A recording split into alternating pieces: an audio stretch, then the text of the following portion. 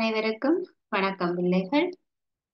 இன்று நாங்கள் தரம் 7 மாணவர்களுக்கான விஞ்ஞான பாடத்தில 12வது அலகு அங்கிகளின் ஒழுங்கமைப்பு மட்டங்களும் உயிர் தொழிற்பாடுகளும் சம்பந்தமாக பார்க்க இருக்கிறோம். 12வது அலகு அங்கிகளின் ஒழுங்கமைப்பு மட்டம்.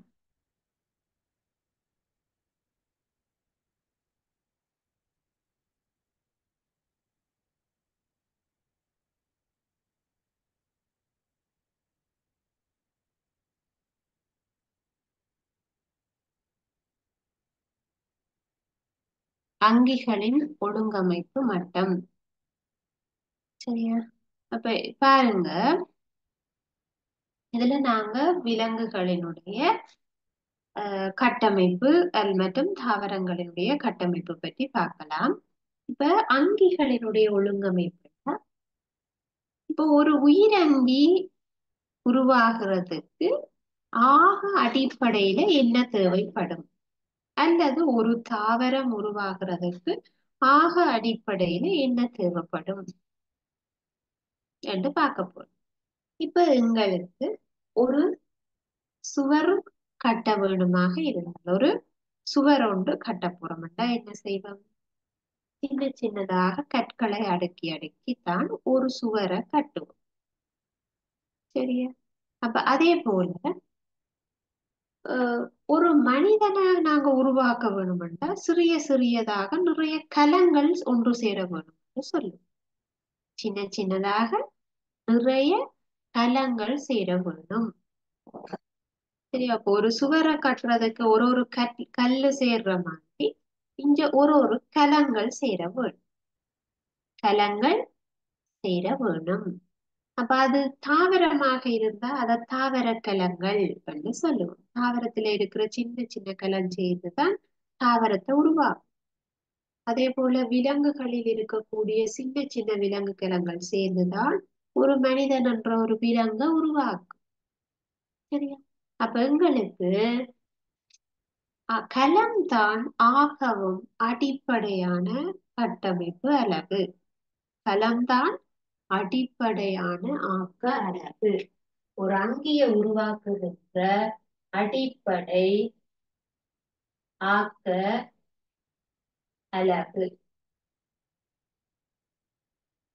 ஒரு அங்கிய உருவாக்குற அடிப்படை ஆக்க அலகு எதென்று சொல்லுவோம்? அடிப்படை ஆக்க அலகு கலம். அடிப்படை ஆக்க அலகு கலம்.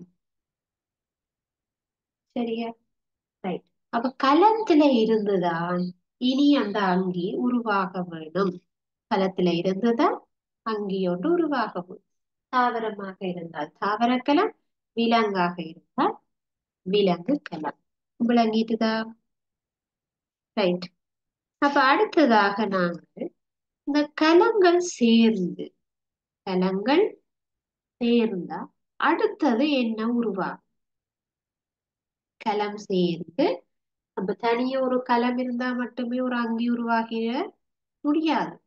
நிறைய கலங்கள் சேரணும். சேர்ந்தாதான் அதன் அடுத்த பக்கத்து அது உருவாக்கும். ஒரு செங்கல் மட்டும் இல்ல, ஒரு செங்கல்ல நாங்க தனியா வச்சு கொண்டு ஒண்ணும் செய்யலாது. அதுல அந்த செங்கல்ல சேர்த்து ஒரு சுவர் கட்ட வேணும். ஒரு சுவரை கட்டிட்டு என்ன செய்யறது? ஒரு வீடு கட்ட போறோம்னா தனியா ஒரு சுவரை மட்டும் கட்டி வச்சு என்ன செய்யறது? அப்ப முதல் ஒரு சுவர் கட்டணும், பிறகு ஒரு சுவர் கட்ட வேணும். அப்படியே எல்லா பக்கங்களும் சுவர்கள் கட்டி மேல கூரை போடணும், ஜன்னல் போடணும், கதவு போடணும். அப்ப நிறைய தேவைப்படும்.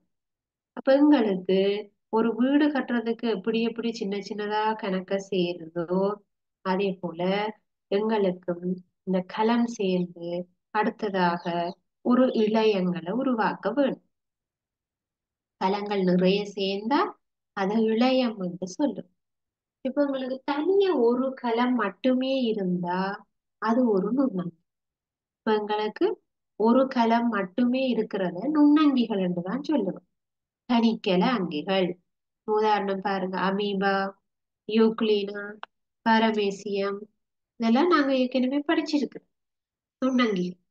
அப்ப அவை தனிய உருகலத்தால ஆக்கப்பட்டிருக்கு. அதனாலதான் எங்களால அதை பார்க்க இயலாது. ஆனா ஒரு மனிதன் பல்கல அங்கி, ஒரு மனிதன் பலகலங்களால் ஆக்கப்பட்டிருப்பான். அவனுக்கு அவன் ஒரு விலங்கு கிளவன்டா, அவன்ல குருதி இருக்குது, பிளட் இருக்கு. அப்ப நாங்க குருதி கலங்கள், நரம்புகள் இருக்குது, நரம்பு கலங்கள். சரியா? அப்ப அது மாதிரி எங்களுக்கு தசைகள் இருக்குது, தசை கலங்கள். அப்ப கலங்கள் நிறைய இருக்கு. அப்ப ஒரு மனிதன் பல்கல அங்கி, ஒரு மனிதன் பல கலங்கள் கொண்டதுனால அவன் பல்கல அங்கி என்று சொல்லும். சரியா? அப்ப ஆக அடிப்படையில என்ன இருக்கு? கலம். அந்த கலம் சேர்ந்து அடுத்ததாக எங்களுக்கு உருவாக்க போறது இழையம் என்கிற கட்டமைப்பு. கலம் நிறைய சேர்ந்தா இழையத்தை உருவாக்கும். இழையம், இழையத்தை உருவாக்கும். இப்ப கலம்ன்றது கட்டமைப்பினதும் தொழிற்பாட்டினதும் அடிப்படை அகலகு. அடிப்படையானதுன்னா இங்க இருந்துதான் ஸ்டார்ட் ஆகும். அடிப்படை அகலகு யாரு? கலம். அப்படி கலங்கள் நிறைய சேரைக்கதான் அதை நாங்க இழையம் என்று சொல்லுவோம். பாருங்க, குருதி இழையம், தசை இழையம், என்பிழையம், நரம்பிழையம், அப்படி சொல்றோமா இல்லையா? இப்ப நாங்க ஒரு தசை இழையத்தை எடுத்துக்கணும். தசை இழையத்துல நிறைய தசை கலங்கள் இருக்கும். நரம்பிழையத்தை எடுத்துக்கொண்டா நிறைய நரம்பு கலங்கள் சேர்ந்து நரம்பிழையங்களை உருவாக்கி இருக்கும். அப்ப கலங்கள் நிறைய சேர்ந்து இழையங்கள் உருவாகும். இழையங்கள் உருவாகும். விளங்கிட்டுதா? அப்ப அடிப்படையால கலம், கலம் சேர்ந்து இழையம் உருவாகும். இப்ப எங்களுக்கு நரம்பு கலங்கள் சேர்ந்த நரம்பிழையம் உருவாகிட்டுது, தசை கலங்கள் சேர்ந்து தசை இழையங்கள் உருவாகிட்டுது, என்பு கலங்கள் சேர்ந்து என்பிழையங்களை உருவாக்கி இருக்கு. இந்த மூன்றும் சேர்ந்து, அதாவது தசை, என்பு, நரம்பு, இந்த மூன்று இழையமும் சேர்ந்தா எங்களுக்கு கை அல்லது கால் என்ற ஒரு அங்கம் உருவாகிடும். கை என்றது ஒரு அங்கம்.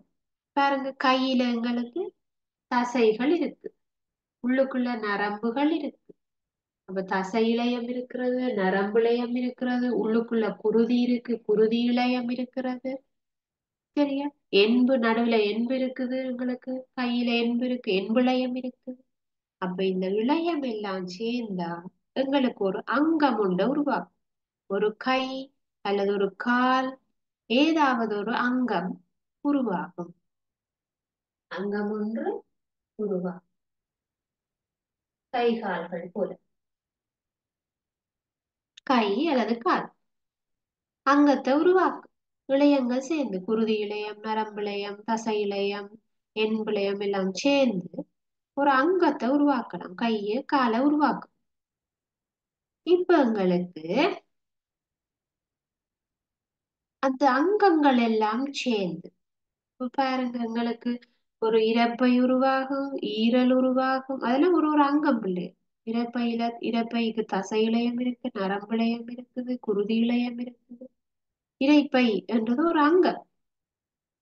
மனிதர்கள்ல இரைப்பை என்பது ஒரு அங்கம். அப்ப அந்த அங்கத்துக்கு எத்தனை எத்தனை அங்கங்கள் சேருது பாருங்க. இப்ப ஒரு சமிபாட்டு தொகுதியை எடுத்துக்கொண்டோம்னா அதுல சமிபாட்டுக்கு என்னென்ன தேவைப்படும்? இரைப்பை இருக்குது, ஈரல் இருக்குது, சிறுகுடல், பெருங்குடல், இந்த மாதிரி எல்லா அங்கங்களும் சேர்ந்து உருவாகுது ஒரு தொகுதின்னு சொல்லும். அல்லது பாருங்க, இப்ப எங்களுக்கு ஆஹ் சுவாச பை உருவாகுது, அது ஒரு அங்கம். சரியா? அப்ப அதுக்குள்ள சுவாச குழாய்கள், இந்த வாதநாளி இருக்குது, சுவாச பைகள் இருக்குது, அதெல்லாம் அங்கங்கள். அதெல்லாம் சேர்ந்து அதை நாங்க சுவாச தொகுதி என்று சொல்லுவோம். சமிபாட்டு தொகுதி, சுவாச தொகுதி, இனப்பெருக்க தொகுதி, குருதி சுற்றோட்ட தொகுதி, இப்படி இந்த அங்கங்கள் சேரைக்குள்ள எங்களுக்கு தொகுதி ஒன்று உருவாகும். அங்கங்கள் சேரும் போது தொகுதி உருவாகும்.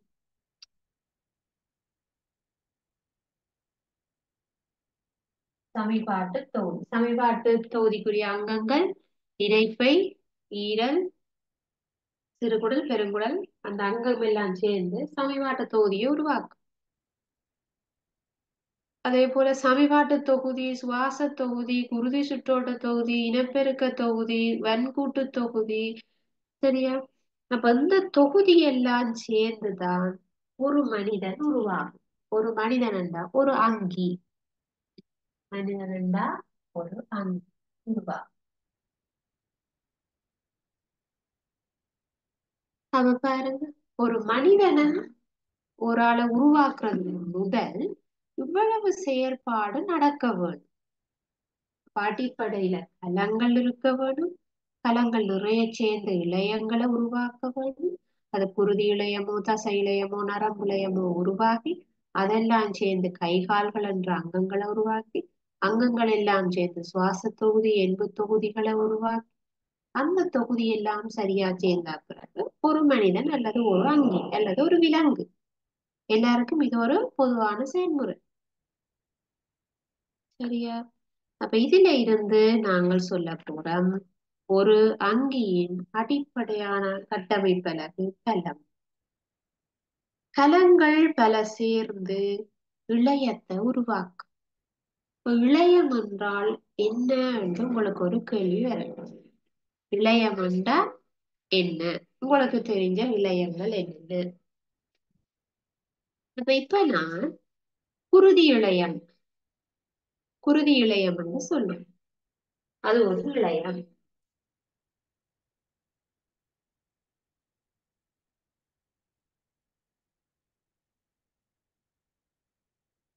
குருதி இழையம் ஏன் இருக்குது? அது எங்கட உடல்ல இருக்கிற எல்லா இடமும் சுற்றி ஓடக்கூடிய ஒரே ஒரு பதார்த்தம் குருதி.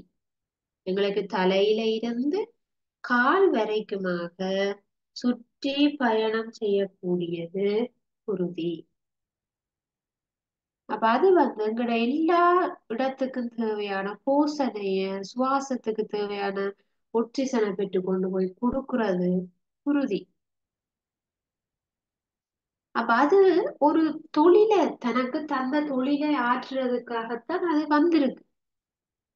குருதி இழையம் ஏன் இருக்க வேண்டும்? உங்களுக்கு ஏன் பிளட் இருக்க வேண்டும்? எங்களோட உடம்புக்கு தேவையான எல்லா பூசணை பதார்த்தத்தையும் அந்தந்த இடத்துக்கு கொண்டே கொடுக்கிற வேலையை அவர் தான் செய்யலாம்.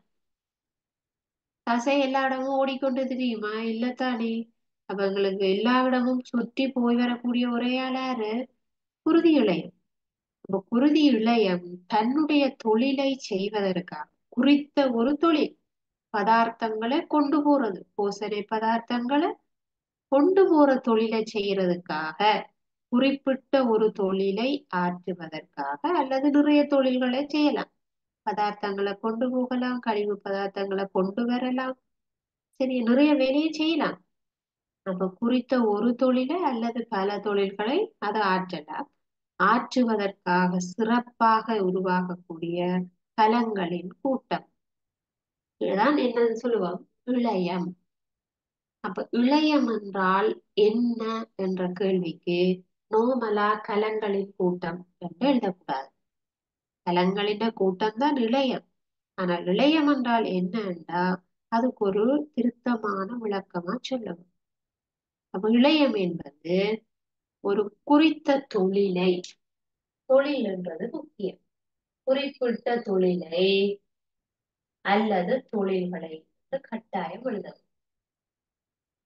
குறிப்பிட்ட தொழிலை அல்லது பல தொழில்களை ஆற்றுவதற்காக சிறத்தலடைந்த கலங்களின் கூட்டம், சிறப்பாக இருக்கிற கலங்களின் கூட்டம் இழையம் என்று சொல்லப்படும். அப்ப உங்களுக்கு தெரிஞ்ச இழையங்களை எழுதுங்க அப்படின்னு சொன்னா, குருதி இழையம், தசை இழையம், சரியா? என் பிழையம், ஏதாவது நீங்க தொடுப்பிழையம் அந்த மாதிரி இழையங்கள் நீங்கள் எழுதிக் கொள்ள முடியும்.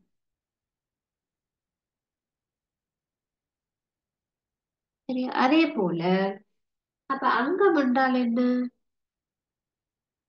குறித்த ஒரு தொழிலையோ அல்லது பல தொழில்களையோ ஆற்றுவதற்காக ஒன்று சேர்ந்த இழையங்களின் கூட்டம். ஒன்று சேர்ந்த இழையத்தின் கூட்டம். இப்ப முதலாவது விஷயம் உங்களுக்கு எழுத தெரிஞ்சா அடுத்தது உங்களுக்கு தானாக எழுத.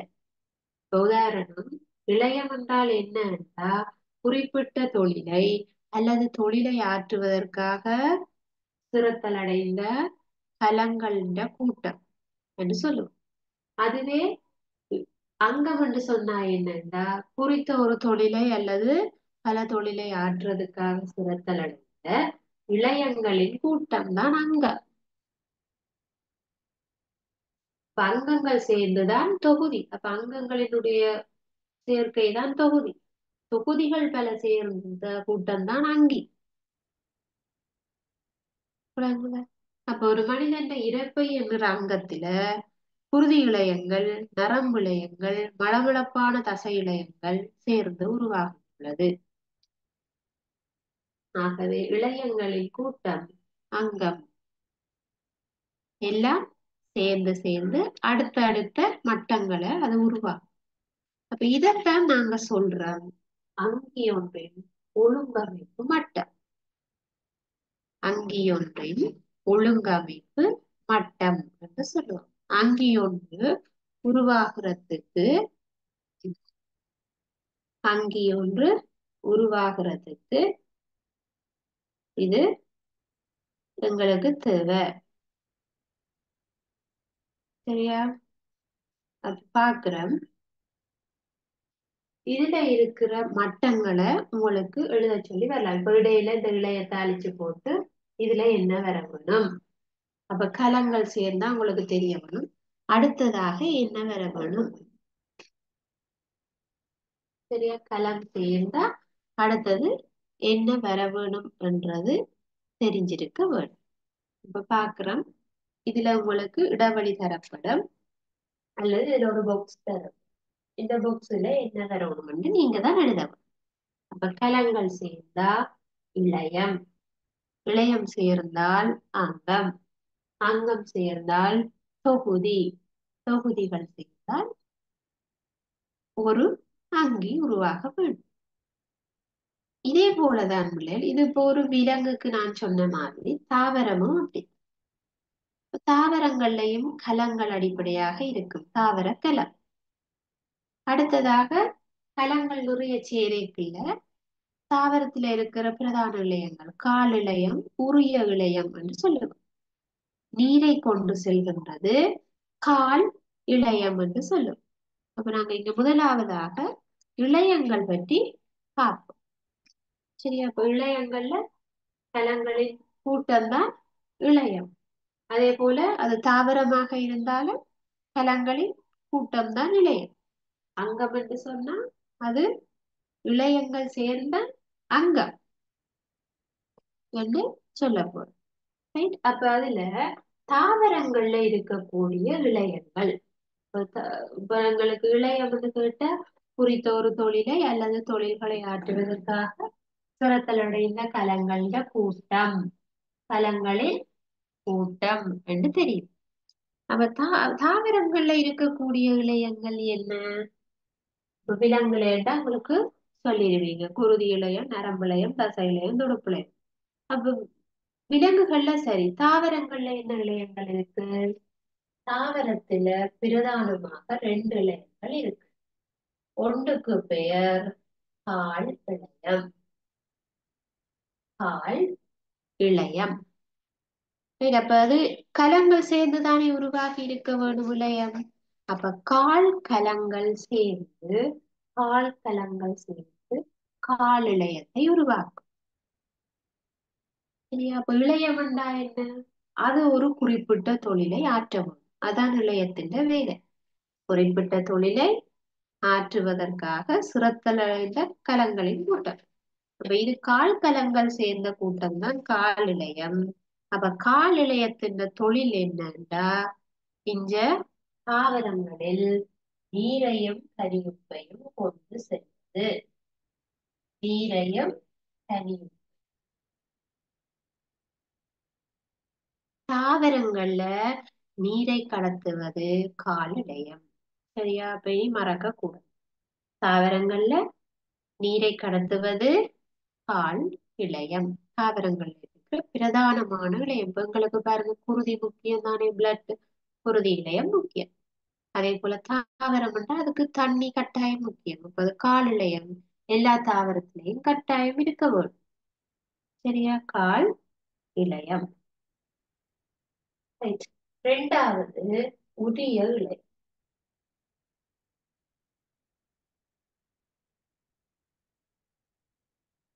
உரிய இழையம் அதாவது உரிய கலங்கள் சேர்ந்து இதை உருவாக்கி இருக்க வேண்டும். கலங்கள் சேர்ந்துதான் இழையம். கால் கலங்கள் சேர்ந்து கால் இழையம், உரிய இழையங்கள் சேர்ந்து உரிய இழையம். சரியா? அப்ப எங்களுக்கு உரிய கலங்கள் சேர்ந்து உரிய இழையத்தை உருவாக்கி இருக்கு. அப்ப உரிய இழையத்தின் தொழில் என்ன, வேலை என்ன? இழையம்னா கட்டாயம் ஒரு வேலை செய்ய வேணும். அதுக்காகத்தான் அது உருவாக்கப்படும். அப்ப உரிய இழையம் என்ன செய்யும்னா தாவரங்களில் உணவை கொண்டு செல்லும். சரியா? அப்ப பிரதானமாக தாவரங்கள்ல இருக்கிற ரெண்டு இழையம் கால் இழையம், உரிய இழையம். தாவரங்கள்ல நீரும் உணவும் தானே முக்கியமான விஷயம். அது ரெண்டுக்குமே ரெண்டு இழையம் இருக்கு. அப்ப நீரை கொண்டு செல்வது கால் இழையம், உணவை கொண்டு செல்வது உரிய இழையம். பாருங்க, உரிய ஊனா, உணவு ஊனா. அப்ப தாவரங்கள்ல உரிய இழையம் உணவு. ஞாபகம் வச்சிருக்கு. உரிய இழையம் உணவு என்று சொல்லி ஞாபகம் வச்சிருக்கலாம். அப்ப மற்றது என்ன? நீர் தானே. அப்ப நீர் கால் இழையம்ன்றது உங்களுக்கு ஞாபகம் வரும். ரைட்? அப்ப இன்றைக்கு நாங்க இழையங்களும் பார்த்தோம். ஒரு அங்கீட்டு ஆக அடிப்படையான அலகு கலம். கலம் சேர்ந்தா உருவாகிறது இழையம். இழையம் என்றா என்ன? ஒரு தொழிலை செய்யறதுக்காக அது ஏதோ ஒரு தொழில். கால் இழையம் என்றா நீரை கொண்டு போகணும், உரிய இழையம் என்றா உணவை கொண்டு போகணும். அது குறித்த ஒரு தொழிலை ஆற்றுவதற்காக சிறப்பாக உள்ள கலங்களின் கூட்டம். உரிய இழையம் என்றா உரிய கலங்களின் கூட்டம். சரி, அப்படி என்று சொல்ல போறோம். சரியா? அடுத்ததாக இழையங்கள் சேரும் போது அங்கம் உருவாகுது என்று சொல்றோம். உதாரணமாக ஒரு அஹ், அங்கம் எங்களுக்கு உருவாக போகுதுன்னா அதுல நிறைய இழையம் சேரும். சரியா? இப்ப சமீப தொகுதியில இரைப்பை என்ற ஒரு அங்கத்துல மளவளப்பான தசை இருக்குது, குருதி இழையம் சேர்ந்து, தசை இழையம், நரம்புளையங்கள் சேர்ந்து அமைஞ்சிருக்கு. எங்களுக்கு அங்கம்ண்டா அதுல நிறைய இழையங்கள் இருக்கு. அதே மாதிரி அங்கங்கள் சேரைக்குள்ள என்ன உருவாகும்? தொகுதி. இப்ப எங்களுக்கு சமீபாட்டு தொகுதியில வாய்க்குழி என்று ஒரு அங்கம் இருக்கு, களம் இருக்கு, பெருங்குடல் இருக்கு, சிறுகுடல் இருக்கு, ஈரல் இருக்குது. இதெல்லாம் தனித்தனி அங்கம். ஆனா எல்லாத்தையும் சேர்த்தா நாங்க சொல்லுவோம் அது ஒரு தொகுதி. இப்போ ஒரு தாவரத்தை எடுத்துக்கொள்ளுங்களேன். தாவரத்துல பழம் இருக்கு, இலை இருக்கு, காய் இருக்கு, தண்டு இருக்குது, வேர் இருக்குது, கிளைகள் இருக்குது, பூக்கள் இருக்குது. இப்படி நிறைய இருக்கு, பகுதி நிறைய இருக்கு. ஆனா நாங்க தொகுதி என்று சொல்ல என்ன சொல்லுவோம்? அங்குர தொகுதி, வேர் தொகுதி. சரியா? அப்ப வேர் தொகுதிக்குள்ள நாங்க எதை சொல்லுவோம்? அதுல இருக்கிற பக்க வேரும் ஆணி வேரும். அதுவே நாங்க மேலே இருக்கிற அங்குர தொகுதியில என்னன்னு சொல்லுவோம்? தாவரத்தின் பகுதிகள், பழங்கள், பூக்கள், இலை, கிளை, தண்டு. அதை நாங்க என்ன சொல்லுவோம்? அங்குர தொகுதி. கீழே இருக்கிற ஆணி வேரும் பக்க வேரும் என்ன சொல்லுவோம்? வேர் தொகுதி. அப்ப நாங்க தொகுதி என்று கதைக்கிறது அதனுடைய அங்கங்கள் சேர்ந்து உருவாகும். அப்போ ஒரு தாவரத்தின் அங்கங்கள் என்ன எதை சொல்லுவோம்? தாவரத்துக்கு இலை, கிளை, பூ, காய், தண்டு அதுகள் தான் அதன் அங்கம். இப்ப மனிதன் என்று எடுத்தா கை, கால், அதுகள் தான் அங்கம். விளங்கிட்டா? அப்ப அங்கம் எல்லாம் சேரும் போது தொகுதி உருவாகும். இப்ப நாங்க கை கால் எல்லாத்தையும் சேர்த்து வன்கூட்டு தொகுதி என்று சொல்லுவோம். வன்கூட்டு தொகுதி. சுவாசப்பை, களம், பிரிவென்றகடு அதுகள் எல்லாம் சேர்த்து சுவாச தொகுதி என்று சொல்லுவோம். களம், இரைப்பை, ஈரல், சிறுகுடல், பெருங்குடல் இந்த அங்கங்களை சேர்த்து சமிபாட்டு தொகுதி என்று சொல்லுவோம். ஆகவே அங்கங்கள் பல சேர்ந்து அங்கம் பல சேர்ந்து தொகுதியை உருவாக்கும். தொகுதியை உருவாக்கும். அங்கம் பல சேர்ந்து தொகுதியை உருவாக்கும். அப்போ ஒரு மனிதன்ல இருக்கக்கூடிய தொகுதிகள், ஒரு மனிதன்ல இருக்கக்கூடிய தொகுதிகளை பார்ப்போம். என்னென்ன தொகுதி இருக்கு?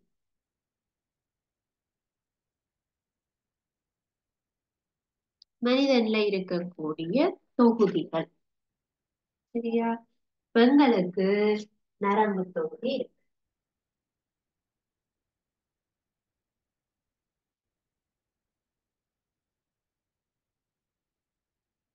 சமிபாட்டு தொகுதி இருக்கு.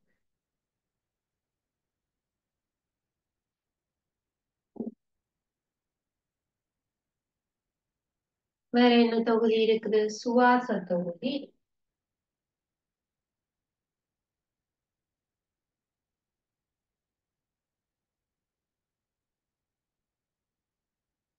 சுவாச தொகுதி இருக்கு. வன்கூட்டு தொகுதி இருக்கு. கை கால்கள் இதெல்லாம் சேர்த்து நாங்க தசையை சேர்த்து வன்கூட்டு தொகுதி என்று சொல்லுவோம்.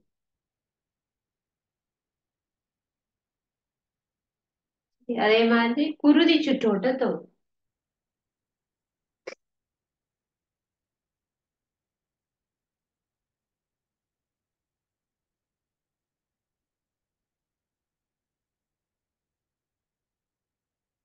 குருதி சுற்றோட்ட தொகுதி என்று சொல்லுவோம். அடுத்தது இனப்பெருக்க தொகுதி.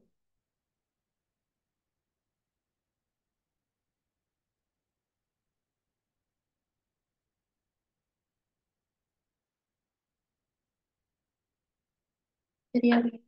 இப்போ ஒரு மனிதனை உருவாக்குறதுக்கு இந்த அளவு தொகுதியும் தேவைப்படும்.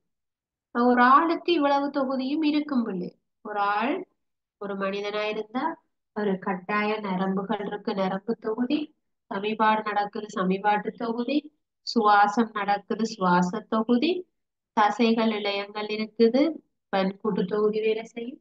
குருதி சுற்றி ஓடுது, குருதி சுற்றோட்ட தொகுதி. எங்களால புதிய அங்கிகளை உருவாக்க முடிகிறது, இனப்பெருக்க தொகுதி. அப்ப இதெல்லாம் சேர்ந்து எங்களுக்கு ஒரு அங்கிய உருவாக்கு, அதாவது ஒரு உயிரங்கிகளை உருவாக்குகின்றது. சரியா? ரைட். அப்ப பார்க்கிறோம் தொகுதி. தொகுதிகள் சேரும் போது அங்கிய உருவாக்குகின்றது. சரியா? அப்ப மனித உடல்ல இருக்கக்கூடிய பிரதானமான 2 தொகுதிகள் பற்றித்தான் உங்களுக்கு இருக்கு. பிரதானமான 2 தொகுதிகள் பற்றி உங்களுக்கு இருக்கு. சரியா? அதுல ஒன்று நீங்க பார்க்க வேண்டும், உணவு சமிபாட்டு தொகுதி. உணவு சமிபாட்டு தொகுதி. பிரதானமாக 2 தொகுதிகள் பற்றி நீங்க பார்க்க வேண்டும். தரம் 7ல நீங்க சமிபாட்டு தொகுதி பற்றியும் சுவாச தொகுதி பற்றி படிக்க வேண்டும். உங்களுக்கு இந்த 2ம் முக்கியமானது. சரியா? அப்ப இன்னைக்கு நாங்க படிச்ச விஷயங்களை திருப்ப ஞாபகப்படுத்துவோம். நாங்க இன்னைக்கு அங்கிகளினுடைய ஒழுங்கமைப்பு மட்டம் தொடர்பாக பார்ப்போம். அங்கி ஒன்றை உருவாக்குறதுல மிக அடிப்படையாக இருப்பது தளம் என்கிற கட்டமைப்பு. கட்டமைப்பினையும் தொழிற்பாட்டினதும் அடிப்படை ஆக்க அலகு என்று சொல்லும். அடிப்படையாக இருப்பது களம். களங்கள் பல சேரும் போது இழையங்களை உருவாக்கும். களங்களின் கூட்டங்கள் இழையம். அப்ப இழையம் என்பது ஒரு குறித்த தொழில் அல்லது தொழில்களை ஆற்றுவதற்காக சிறப்பாக உருவாக்கப்படும். குறித்த ஒரு தொழிலை அல்லது பல தொழில்களை ஆற்றுவதற்கு சிரத்தலடைந்து காணப்படும். இளையங்கள் ஒரு குறித்த தொழிலை அல்லது தொழில்களை ஆற்றுவதற்காக சிறப்பாக உள்ள களங்களின் கூட்டம் என அழைக்கப்படும். அப்ப உமக்கு தெரிந்த இளையங்கள் என்றா நீங்க விலங்கு இழையங்களை சொல்லுவதாக இருந்தால் நரம்பு இழையம், தசை இழையம், குருதி இழையம், என்பிழையம், தொடுப்பு இழையம் ஏதோ ஒன்று சொல்லலாம். அதுவே தாவரத்துல இருக்கிற இழையங்கள், தாவரத்தில் உள்ள பிரதானமான இழையங்கள் எது எதுன்னு கேட்டா ஒன்று பால் இழையம், மற்றது உரிய பால் இழையமும் உரிய இழையம். பால் இழையத்தின் தொழில் என்ன? தாவரங்கள்ல நீரை கொண்டு போடும். உரிய இழையத்தின் தொழில் என்ன? தாவரங்கள்ல உணவை கொண்டு தாவரங்கள்ல உணவை கொண்டு போடும். சரியா? அப்ப இழையம் சேர்ந்து உங்களுக்கு கலம் சேர்ந்துதான் இழையம் வந்து இருக்கு. உரிய கலம் சேர்ந்து உரிய இழையமாகி இருக்கு. இப்ப இந்த இழையங்கள் சேரும் ஒரு அங்கத்தை உருவாக்கும். இழையம் சேரும்போது ஒரு அங்கத்தை உருவாக்கும். அங்கங்கள் பல சேரும் பொழுது ஒரு தொகுதியை உருவாக்கும். இப்ப நாங்க அங்கம்ண்டா இப்ப எங்களை குருதி இழையம், நரம்பு இழையம், தசை இழையம் சேர்ந்து ஒரு அங்கம் உருவாகும். அந்த அங்கங்கள் நிறைய சேரைக்கு ஒரு தொகுதியை உருவாக்கும். சரியா? பாருங்க, எங்களுக்கு கையில தசை இழையம் இருக்குது, பன்கூட்டு தசை. நரம்பு இருக்கு கைகள்ல, பிளட் இருக்கு குருதி இழையம். அப்ப நரம்பு இழையம், குருதி இழையம், தசை இழையம் மூன்றும் சேர்த்தா ஒரு கை. அதே போல இன்னொரு கை, இன்னொரு 2 கால், 2 கை எல்லாம் சேர்ந்தா வன்கூட்டு தொகுதி. வன்கூட்டு தொகுதி இந்த தொகுதியை உருவாக்குது. அப்ப எங்களுக்கு கை கால் என்கிற அங்கங்கள் சேரும்போது தொகுதி ஒன்றை உருவாக்க முடியும். இதே போல பல தொகுதிகள் ஒன்று சேரும் பொழுது சுவாச தொகுதி, நரம்பு தொகுதி, சிற்றோட்ட தொகுதி, இனப்பெருக்க தொகுதி எல்லாம் சேரும் போது ஒரு முழுமையான அங்கி உருவாகும். முழுமையான அங்கி. அதுதான் அங்கிகளினுடைய ஒழுங்கமைப்பு மட்டத்துல சொல்லப்பட்ட விடயம். கலம் சேர்ந்து இழையம், இழையம் சேர்ந்து அங்கம், அங்கம் சேர்ந்து தொகுதி, தொகுதி சேர்ந்து ஒரு உயிரங்கி உருவாக்கப்படும். விளங்கிட்டுதா? அப்ப இன்றைக்கு நாங்க அந்த பார்த்த விடயத்துல சில வினாக்களை பார்க்கலாம், எழுதி.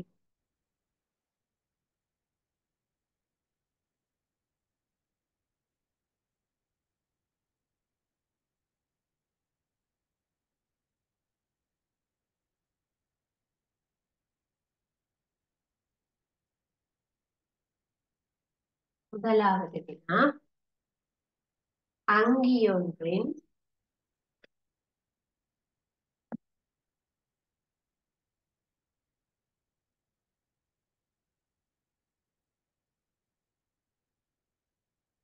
அடிப்படை ஆக்க அலகு எது?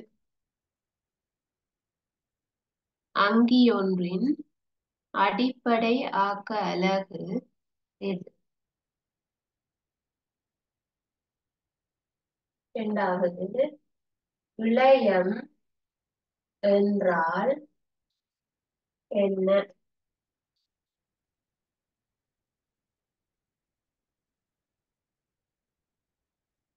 உமக்கு தெரிந்த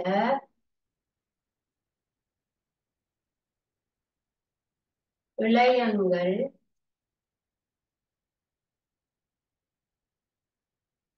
இரண்டு தருக.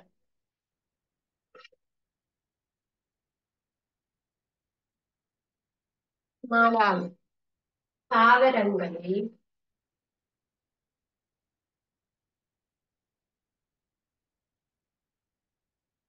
நீரை கொண்டு செல்லும்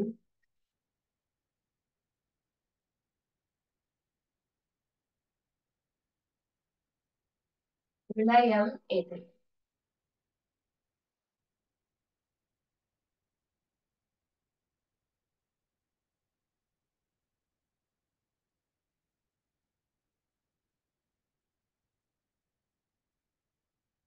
4 வினாக்களுக்கும் விடை எழுதிக் கொள்ளும்.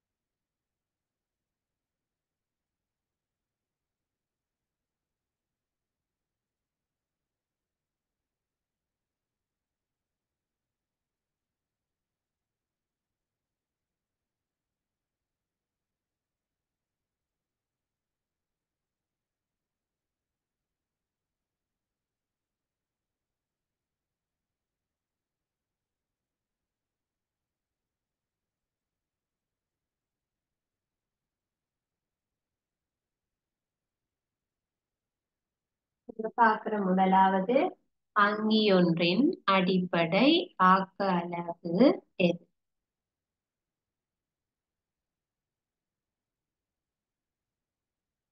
இதுல 5வது வினாவா எழுதிக் கொள்ளுங்க. தாவரங்களில்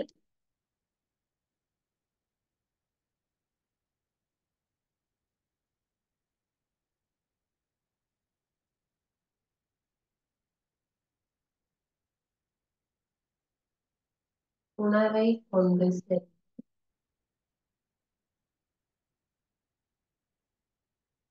விடயம் எது? தாவரங்களில் உணவை கொண்டு செல்லும் விடயம்.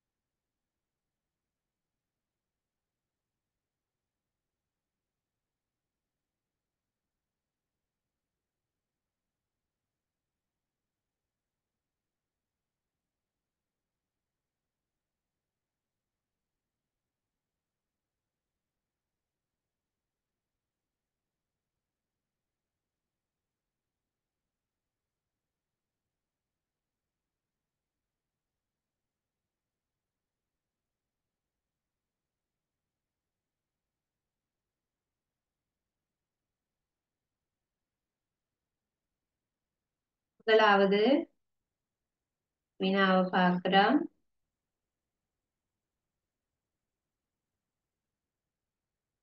அங்கியொன்றின் அடிப்படையான கட்டமைப்பு அலகு. அங்கியொன்றின் அடிப்படை கட்டமைப்பு அலகா இதை பார்த்து நாங்கள் கலம் கலம் சேர்ந்துதான் அங்கால விளையத்தை உருவாக்க முடியும். ஆகவே கலம் கலம் தான் ஆகவும் அடிப்படையான கட்டமைப்பு அலகு.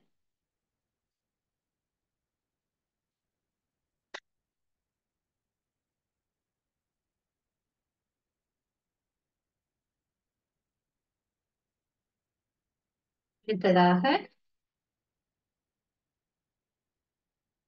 விளையம் என்றால் என்ன? விளையம் என்றால் என்ன? குறித்த ஒரு தொழிலை அல்லது தொழில்களை ஆற்றுவதற்காக சிறத்தலடைந்த அல்லது சிறப்பாக உள்ள கலங்களின் கூட்டம். குறித்த ஒரு தொழிலை அல்லது தொழில்களை ஆற்றுவதற்காக சிறத்தலடைந்த கலங்களின் கூட்டம். கலங்களின் கூட்டம்.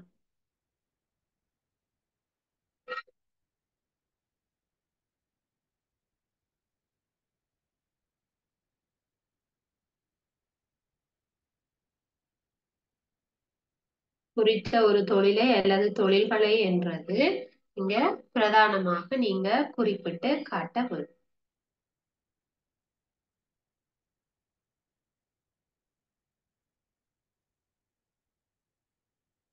அடுத்தது உமக்கு தெரிந்த இழையங்கள் இரண்டு. அது நீங்க விலங்கு இழையங்கள் போட்டாலும் சரி, தாவர இழையங்கள் போட்டாலும் சரி.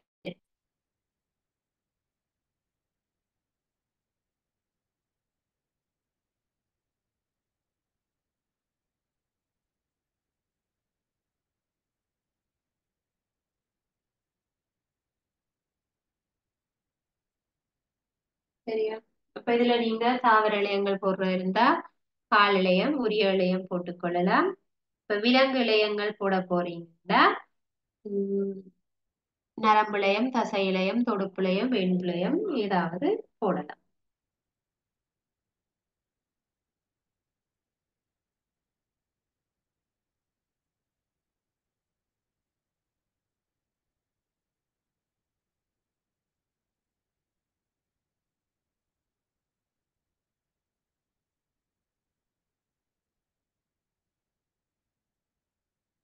அடுத்தது தாவரங்களில் நீரை கொண்டு செல்லுகின்ற இழையம். தாவரங்கள்ல நீரை கொண்டு போறது கால் இழையம். கால் இழையம் நாலாவது. ஐந்தாவது தாவரங்கள்ல உணவை கொண்டு போற இழையம்.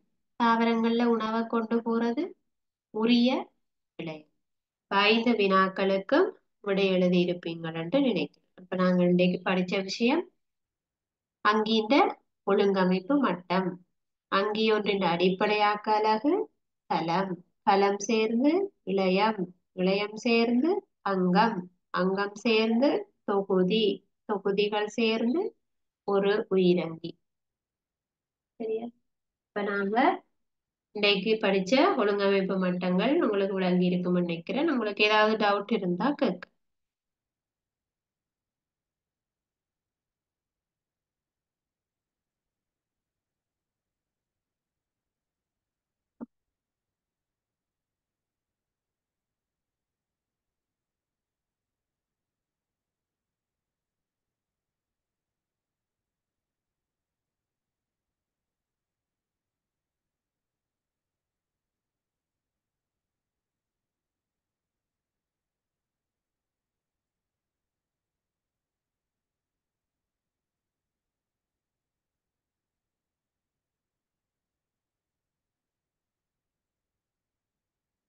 பிள்ளைகள் உங்களுக்கு எந்த டவுட்டும் இல்லைன்னு சொன்னா நாங்கள் தொடர்ந்து வகுப்பை நிறைவு செய்து கொள்ளுவோம். இன்னொரு வகுப்பில இதனுடைய தொடர்ச்சியை நாங்க பார்க்கலாம்.